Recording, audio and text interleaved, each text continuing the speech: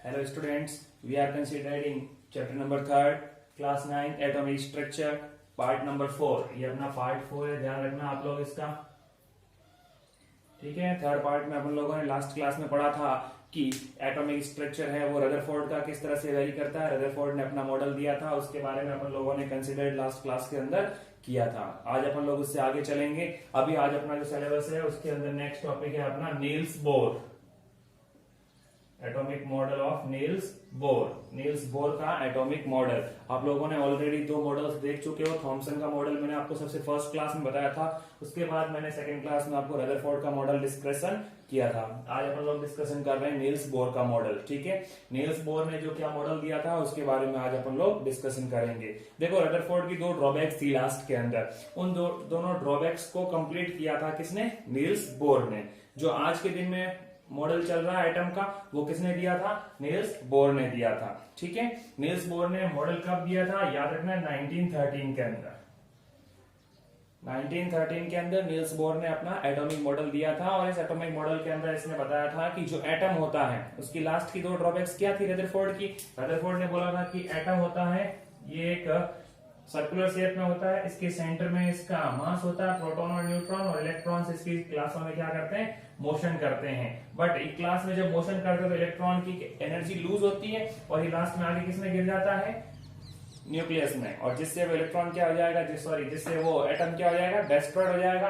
But ऐसा possible नहीं है। तो नील्स बोर ने दो चीजें बताई थी, अच्छे से ध्यान रखना आप लोगों को, कि नील्स बोर ने बोला कि कोई भी इलेक्ट्रॉन, डायरेक्ट शुरू करता हूं उससे आगे, कि जैसे कोई भी इलेक्ट्रॉन जब अपनी आउटर मोस्ट सेल में रोटेशन करता है, और उस सेल के अंदर जिस सेल का वो इलेक्ट्रॉन है उस सेल के अंदर अगर रोटेशन करेगा तो उसकी एनर्जी लॉस नहीं होगी। जैसे फर्स्ट सेल की LMN, इस तरह से इसने इसको नाम दिए थे। इसको 1 2 3 4 भी अपन लोग बोल सकते हैं। Is that clear? In classes के नाम क्या थे? 1 2 3 4 या KLMN थे। और नील्स बोर ने बोला कि अगर ये जिस क्लास में रोटेशन कर रहे हैं इलेक्ट्रॉन उसी क्लास में मूव कंटिन्यू करते रहें तो इनकी एनर्जी लॉस नहीं होगी। बट अगर ये अपवर्ड क्लास से लोअर क्लास में आते हैं तो ये कुछ एनर्जी लूज करके आएंगे। ठीक है, जैसे आप लोग 9th क्लास में हो और 9th से 8th में जाते हो तो आप लोगों को ज्यादा एनर्जी की रिक्वायरमेंट नहीं होती है, आप लोग ऑटोमेटिक 8th के अंदर शिफ्ट हो सकते हो। बट अगर 9th से 10th में जाना है तो आपको 9th स्टैंडर्ड को पास करना होगा, एनर्जी लेनी होगी।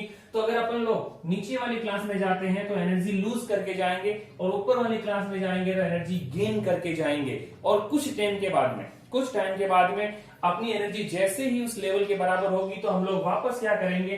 पुनः अपनी क्लास में आ जाएंगे, और इस तरह से इलेक्ट्रॉन्स क्या करेंगे? अपनी क्लास में रोटेशन करेंगे।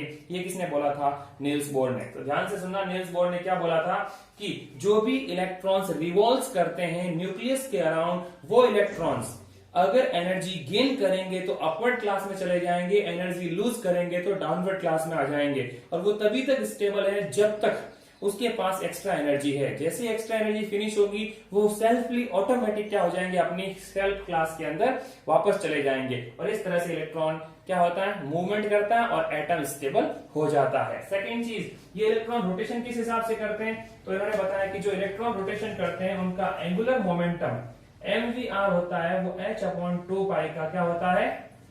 कॉम्बिनेशन होता है, H/2π के इक्वल होता है। ठीक है, यानी कि जो भी M का मीनिंग होता है यहाँ पे मास ऑफ इलेक्ट्रॉन, V का मीनिंग होता है वेलोसिटी ऑफ इलेक्ट्रॉन, R का मीनिंग होता है रेडियस ऑफ क्लास, यानी कि यहां से न्यूक्लियस से उस क्लास की डिस्टेंस, यानी फर्स्ट क्लास का है, सेकेंड का है, थर्ड का है, K का, L का, M का, N का, जिसका भी इलेक्ट्रॉन है उसकी यहां से डिस्टेंस जो वेरी हो रही है वो क्या कराएगी? Radius of nucleus. ठीक है, रेडियस न्यूक्लियस से मापी जाएगी तो रेडियस ऑफ क्लास। H का मतलब होता है प्लैंक कांस्टेंट, प्लैंक कांस्टेंट होता है H का मीनिंग 2 का मीनिंग 2, और पाई का मीनिंग आप लोग जानते हो 3.14 होता है। ठीक है, प्लैंक कांस्टेंट का मान 6.67 इंटू 10⁻11 होता है।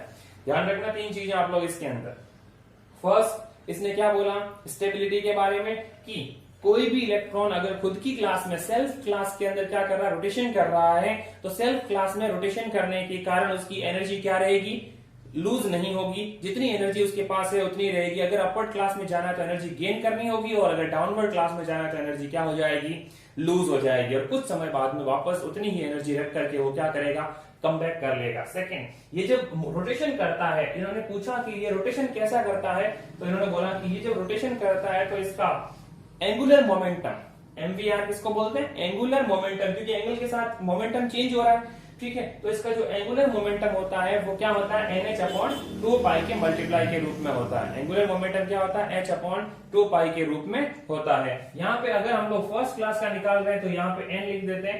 n का मतलब होता है नंबर, किस क्लास का चाहिए, तो n का मीनिंग यहाँ पे 1 2 3 4 होगा, यानी ये अपने आप ऑटोमेटिक निकाल सकते हैं। फर्स्ट क्लास के लिए था इसलिए ये फॉर्मूला, सेकंड के लिए लिखोगे यहाँ 2H/2π, थर्ड के लिखोगे तो 3H/2π, ठीक है ना। Is that clear. ये था नील्स बोर का मॉडल, ठीक है, ये अपन लोगों को ध्यान रखना है, ठीक है। बाकी नील्स बोर ने सारी चीजें वही बताई थी जो रदरफोर्ड ने बताई थी, दो चीजें आपको एक्स्ट्रा ध्यान रखनी है, ठीक है। अब अपन पढ़ेंगे साइज ऑफ एटम, एटम की साइज कितनी होती है, ठीक है।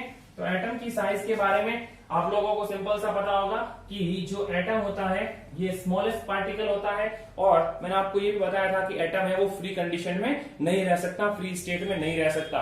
जब एटम फ्री स्टेट में नहीं रह सकता तो एटम बहुत छोटा होगा। बहुत छोटा कितना होता है, ध्यान रखना, एटम की साइज जो दे रखी है, एटम की टोटल एटम की साइज जो दे रखी है वो है 10⁻⁻10 मीटर, और एटम की जो रेडियस है वो होती है 10⁻15 मीटर, ठीक है। ये होती है एटम की साइज, ये होती है रेडियस।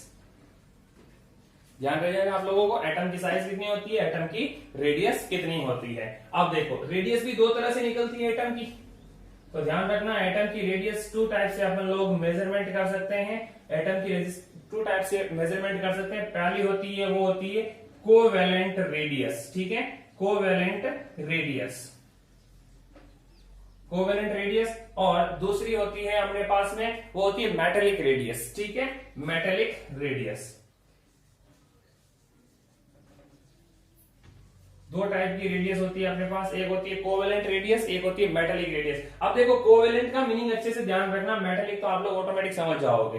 कोवेलेंट रेडियस का मीनिंग होता है, कोवेलेंट का मतलब होता है जब दो एटम्स, क्योंकि एटम बहुत स्मॉलेस्ट पार्टिकल है मैंने बताया, और एटम फ्री कंडीशन में नहीं रह सकता, तो हम लोगों ने आपको क्या बताया था कि जो एटम है वो क्या करेगा, कॉम्बिनेशन के रूप में रहेगा। तो मान लो ये दो एटम है हमारे पास में, ये दोनों एटम्स जब एक दूसरे के पास में इस तरह से आकर के पास पास अगर अपन लोग रख दें इनको, और इतना पास रखने के बाद में इन दोनों के न्यूक्लियस के बीच की डिस्टेंस मेजर करें और उसका हाफ करें, तो वो हो जाएगी मेटेलिक रेडियस।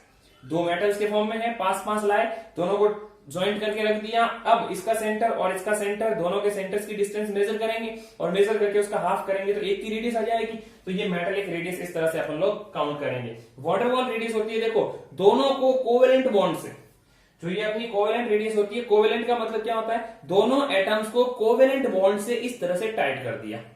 कोवेलेंट बॉन्ड से जब दोनों एटम्स क्या हो, आपस में ज्वाइंट हो, तब इन दोनों के रेडियस जो मापी जाएगी, तो इन दोनों के सेंटर के बीच की डिस्टेंस का हाफ होगा।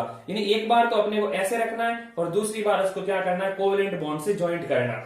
जब कोवेलेंट बॉन्ड से ज्वाइंट होते हैं, जब दो एटम कोवेलेंट बॉन्ड से ज्वाइन होते हैं, तो कोवेलेंट बॉन्ड से ज्वाइन होंगे तो ऐसे हो जाएंगे। जब दो एटम कोवेलेंट बॉन्ड से ज्वाइन होते हैं, दो एटम अलग अलग, दोनों को ज्वाइन किया, ज्वाइन करने के बाद में यानी सिंपल सा स्ट्रक्चर से देखना, ये एक एटम है और ये दूसरा एटम है, दोनों एटम को इस तरह से ज्वाइन किया कि कुछ पोर्शन कॉमन आ गया, कुछ पोर्शन कॉमन आ गया। अब इन दोनों के सेंटर, ये दोनों के सेंटर के बीच की डिस्टेंस का हाफ कर दो, तो ये क्या आ जाएगी, इसकी रेडियस, कौन सी, कोवेलेंट रेडियस। और इसी तरह से अगर अपने को मेटेलिक रेडियस निकालनी है, देखो ये दो एटम, दोनों को देखो एकदम पास रखा, इसकी तरह बॉन्ड नहीं बना, दोनों को पास रखा है। पास रखने के बाद में इन दोनों के बीच की डिस्टेंस का हाफ कर दो, तो ये क्या कहलाएगा हमारे पास, metallic radius. Is that clear? ध्यान रखिएगा आप लोगों को अच्छे से, ठीक है। अब आगे चलते हैं अपन लोग एटॉमिक मास के ऊपर।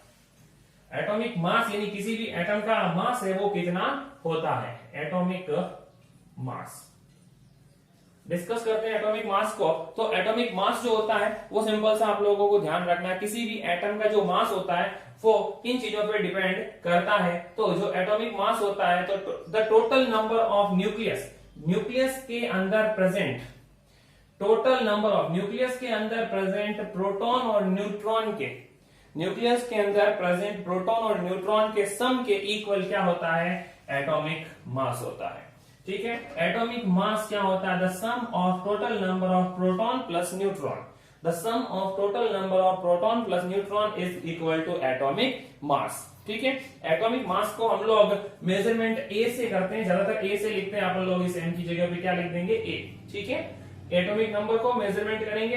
अब एटॉमिक जो नंबर होता है, एटॉमिक नंबर को ही प्रोटॉन का नंबर बोला जाता है। Number of proton, number of proton क्या कहलाता है, एटॉमिक नंबर। एटॉमिक नंबर की डेफिनेशन क्या होती है, किसी भी एटम के अंदर जितने जितने क्या है प्रोटॉन्स है वो क्या कहलाएगा, उसका एटॉमिक नंबर। तो एटॉमिक नंबर प्लस उसमें कितने न्यूट्रॉन है, उन दोनों का सम करोगे तो हमारे पास क्या आ जाएगा, एटॉमिक मास। तो एटॉमिक नंबर को जेड से लिखते हैं अपन लोग, और प्रोटॉन की संख्या को किससे लिखते हैं, जेड से, और एन को अपन लोग सिंपल सा एन से लिख सकते हैं, नंबर ऑफ न्यूट्रॉन। तो ये फॉर्मूला होता है एटॉमिक मास का। ध्यान रखना आप लोगों को, एटॉमिक मास का फॉर्मूला क्या होता है कि number of proton plus number of neutron, और नंबर ऑफ प्रोटॉन को बोलते हैं एटॉमिक नंबर। यानी किसी भी एटम का एटॉमिक नंबर तथा उसमें प्रेजेंट नंबर ऑफ न्यूक्लियस का सम क्या कहलाता है, एटॉमिक मास कहलाता है। इज दैट क्लियर, याद रखना है। अब अगर आप लोगों से पूछे एटॉमिक मास के बाद में, एटॉमिक मास के बाद में अगर आपसे पूछे कि किसी भी एटॉमिक वेट, एक एलिमेंट का एटॉमिक वेट निकालना है, तो एक एटम का एटॉमिक वेट निकालने के लिए हम लोग क्या करते हैं,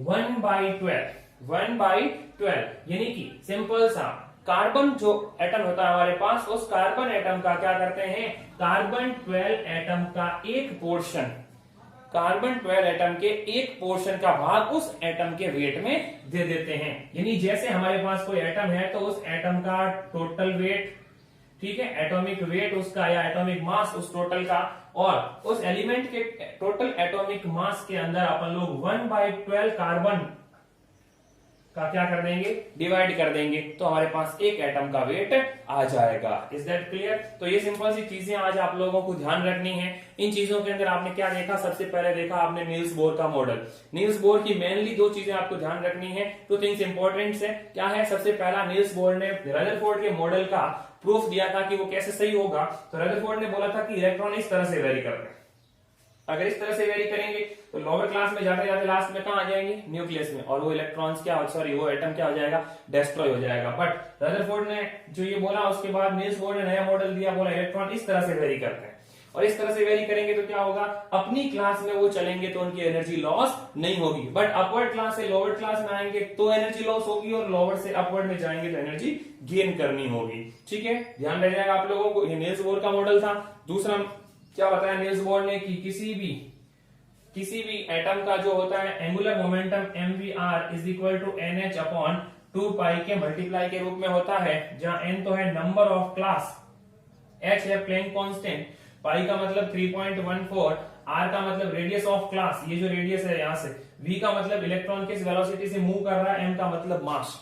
ठीक है, ये सारी चीजें आपको यहां तक क्लियर रखनी है, याद रह जाएगा यहां तक आप लोगों को। ठीक है, उसके बाद आपको मैंने बताया था कोवेलेंट बॉन्ड। कोवेलेंट बॉन्ड समझ में आ गया। ये कोवेलेंट बॉन्ड होता है जो इस तरह से ज्वाइंट होता है, यानी कि दो एटम्स जब आपस में कंप्लीटली ज्वाइन होते हैं और यहाँ बॉन्ड बनता है बीच में, ये कोवेलेंट है। और अगर दो एटम ज्वाइंट होते हैं बट वो दोनों क्या करते हैं, सिर्फ बॉर्डर को टच करते हैं, ये सॉलिड फॉर्म के अंदर पाया जाता है, ये लिक्विड और गैसेस फॉर्म में पाया जाता है, ध्यान रखना। ठीक है, और नेक्स्ट एटॉमिक वेट। वेट का मैंने अभी आपको बता दिया कैसे निकालते हैं वेट। ठीक है, और एटॉमिक मास क्या होता है, एटॉमिक मास को ए से लिखते हैं z plus number of neutron. ठीक है, z का मतलब नंबर ऑफ प्रोटॉन। ठीक है, ओके, थैंक यू, फिर मिलते हैं अगली क्लास में।